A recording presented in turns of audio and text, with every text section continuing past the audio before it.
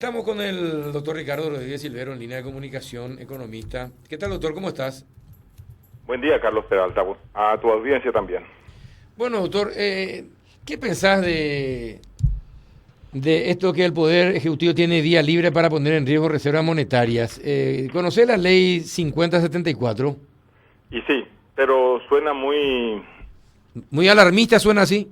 Sí, suena muy alarmista y no sé si es correcto decir así. No es que se proponga la liquidación de las reservas monetarias internacionales, sino que simplemente están empezando por carencia de fondos en el Ministerio de Hacienda a ver dónde es la vía más fácil, más rápida, y eso quiere decir la más costosa, para conseguir dinero ya mismo.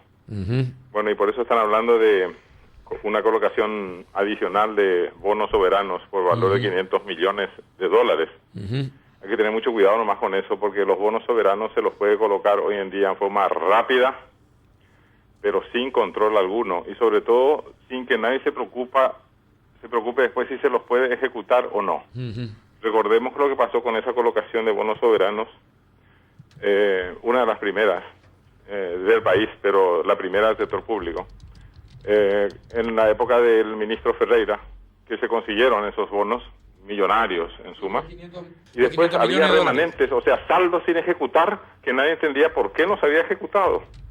Y sacamos después la conclusión de siempre: es problema de gestión, no es solamente de falta de recursos. Así mismo, es problema de gestión. Ahora, entonces no es tan, el título es más alarmista de lo que debería ser entonces. El título es alarmista, pero sí conviene empezar a analizar con calma y con conocimiento técnico sobre todo, ¿qué puede hacer el Estado para conseguir rápidamente mayor recaudación? Por supuesto que hay que empezar por mejores controles en aduanas y en todas partes, pero eso que hay que hacer sí o sí, y con tolerancia cero al comercio ilegal, pero va a tener sus ingresos con el tiempo recién, ¿verdad?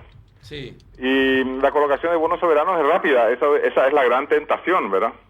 También Hacienda se puede endeudar con el Banco Central, pero hay que verificar si ya ha llegado al límite de ese endeudamiento o no, porque eso tiene su límite también. El ministro de Hacienda necesita dinero ahora, Sí. pero no es buena idea, Carlos Peralta, aumentar el IVA a los medicamentos. Otra vez el IVA, que es un impuesto socialmente regresivo, o sea, le da palos a los pobres, y encima los medicamentos, que son los pobres son probablemente los más perjudicados con el aumento del precio de los medicamentos.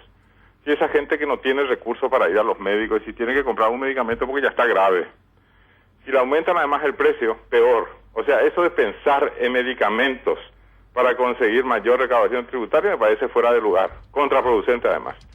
Aparte de eso, encarecer los créditos es otro inconveniente con IVA, porque necesitamos inversiones para crear más puestos de trabajo, y más inversiones y más puestos de trabajo, a los efectos de combatir el desempleo, que es el que ocasiona la pobreza extrema. Encarecer los créditos es como ir de contramano a lo que el mismo presidente de la República dijo durante toda su campaña electoral, y que viene diciendo desde que asumió al mando, digamos, ¿no? Y finalmente, Carlos Peralta, ¿cómo es que no se piensa en aumentar el impuesto selectivo al consumo, al tabaco y a las bebidas alcohólicas, que son productos adictivos, que dañan la salud, termina matando a la gente con su consumo exceso, y encima perjudica a la gente que está al lado, o que vive al lado, o que está junto a la persona adictiva? Es decir, no entiendo eso. Paraguay no cobra prácticamente impuestos al tabaco, sino a un nivel bajísimo, y lo mismo hace con las bebidas alcohólicas. En toda Sudamérica, Paraguay es el que menos impuestos cobra a los productos que son perjudiciales para la salud. ¿Cómo es que no se piensa en eso? Y eso se puede hacer rápidamente. Bueno, claro ahora, que se necesita siempre concurso del Parlamento, porque tarde o temprano van a decir, eso no era atribución del Poder Ejecutivo, mejor ir al Parlamento. Pero si se va al Parlamento para muchas otras cosas, ¿por qué no se va a ir para esto que es urgente para la salud y urgente para la mayor recaudación rápida? Entiendo, porque no es prioridad, o porque algunos sectores están bien protegidos. ¿Quién sabe por qué? Pero es cierto lo que usted dice, llama la atención por qué no se hacen esas cosas. Bueno, lo que pasa probablemente, Carlos Peralta, es que esta es una sociedad de un egoísmo colectivo impresionante, que le importa tres cominos cómo le va a la gente que vive en la miseria, por ejemplo. Y en la que los que están en los estratos superiores de la pirámide poblacional, es decir, los aventajados de siempre, no están deseosos ni apoyan ninguna medida que vaya a aumentar tan solo un 1% de impuesto sobre algo que vayan a pagar ellos.